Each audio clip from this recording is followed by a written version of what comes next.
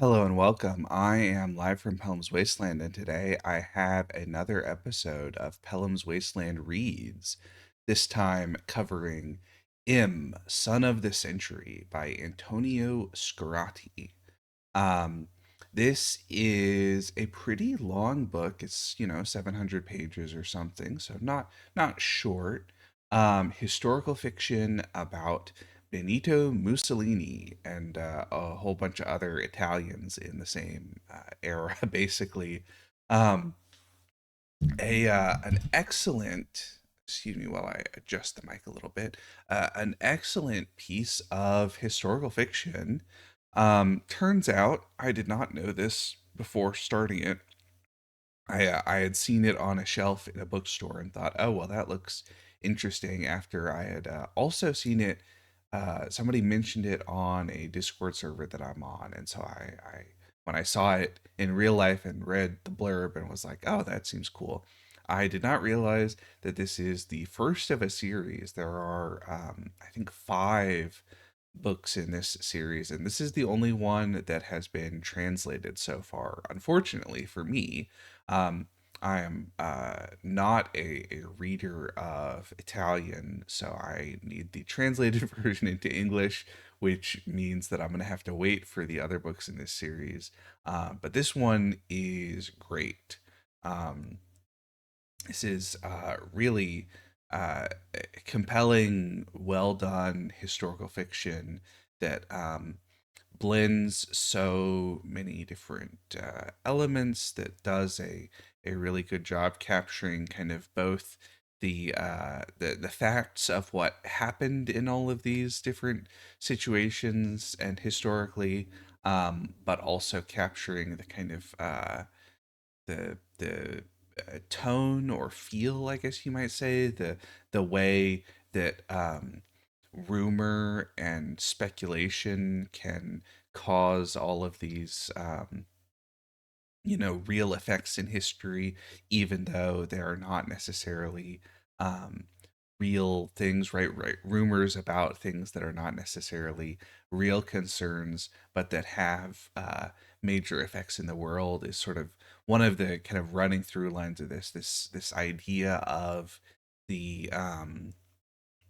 essentially the kind of uh, fascist mythology as it is growing up, and the way that this kind of uh, cultural understanding of the First World War evolves over time, and all of these kind of artists and these Italian futurists who are part of this early fascist movement, and then also Benito Mussolini himself and his kind of self mythologizing.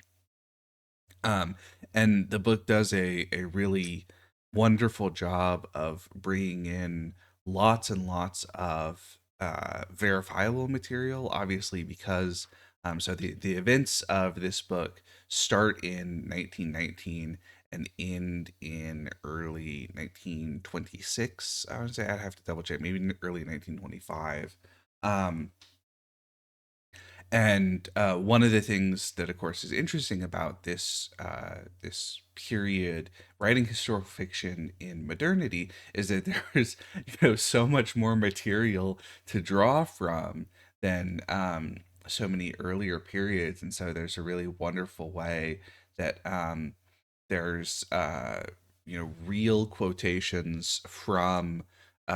records of the period that are used both in the text and then also used as sort of epigraphs, almost, to practically each chapter has a little quote, a block of text from a newspaper of the era with an attribution and things like that. And so there's this really making a clear thematic point about the rise of mass media, of newspaper publication as being involved in all of these historical processes that are going on. Really, yeah, just a tremendously well crafted novel. I think a kind of immense, like I said, 700 pages or something, but Definitely never drags, never feels like the book is bloated or too long or anything like that. Really does such a remarkable job of capturing the feel of the period. These all of these kind of complex social issues and political issues. The way that there are sort of elements that I think in a larger history come to seem somewhat minor, but are particularly important as kind of instigators for these political changes. Um, in particular, there's a lot of material about uh, Fiume, as it is called by the Italians, a city that is essentially on the other side of the Adriatic. Um, was for a long time a holding of Venice, apparently, and so there's a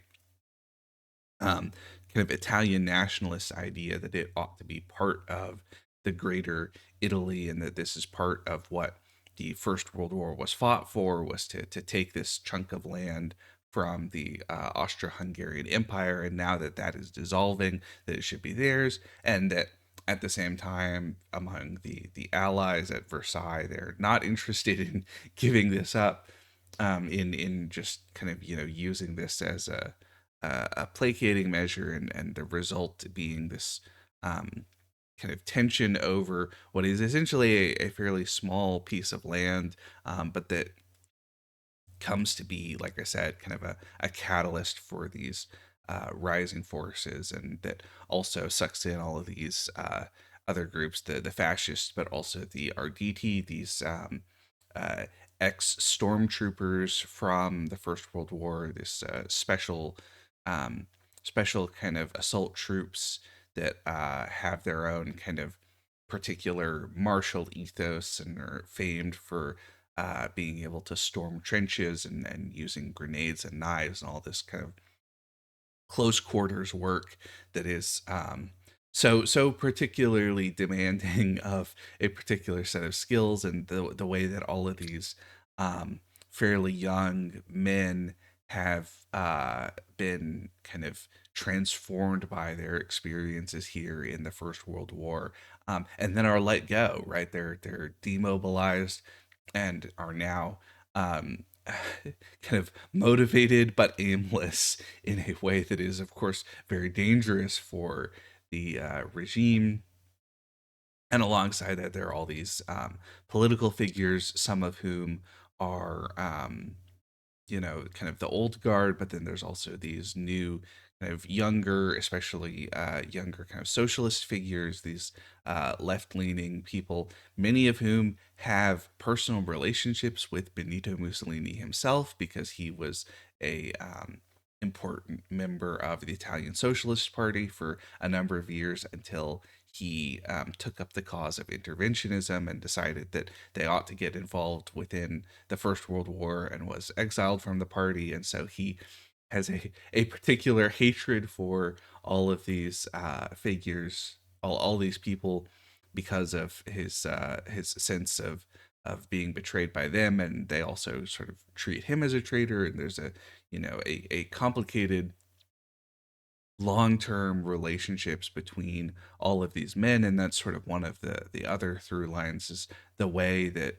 the kind of interaction between this sort of vision of the grand forces of history, but also the relationships of these ultimately very petty figures of political authority, and other types of economic authority as well. It's a particular one. All of these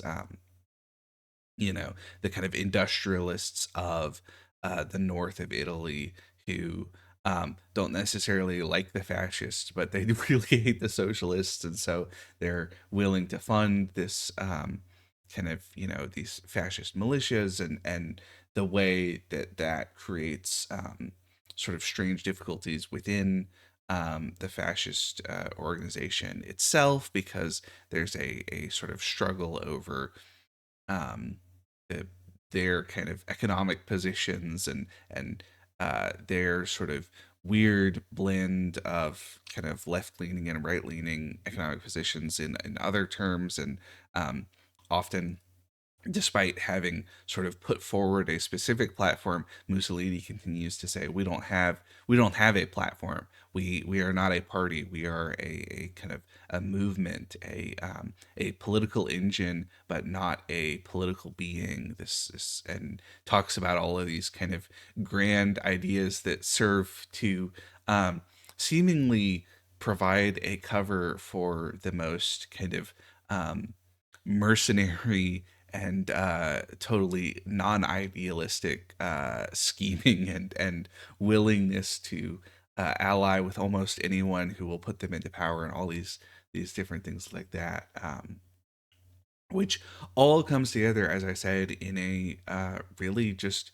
uh, remarkably well crafted book, a novel that is great fun to read, has passages that are really kind of wonderfully powerful, wonderfully striking, as kind of succinct and insightful, visions of history, and then alongside that is able to balance this kind of great sweep of events and all of this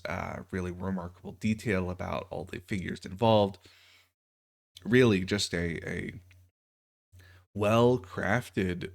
book that is a lot of fun to read, and is fulfills the requirements of great historical fiction in bringing the past to life in a way that is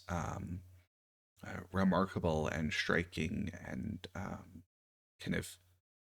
almost difficult to imagine being done any other way than in this particular piece of art. So yeah, a a really fun, well, a really fun book, some nasty subject matter, as you might imagine, but really a an excellent historical fiction novel,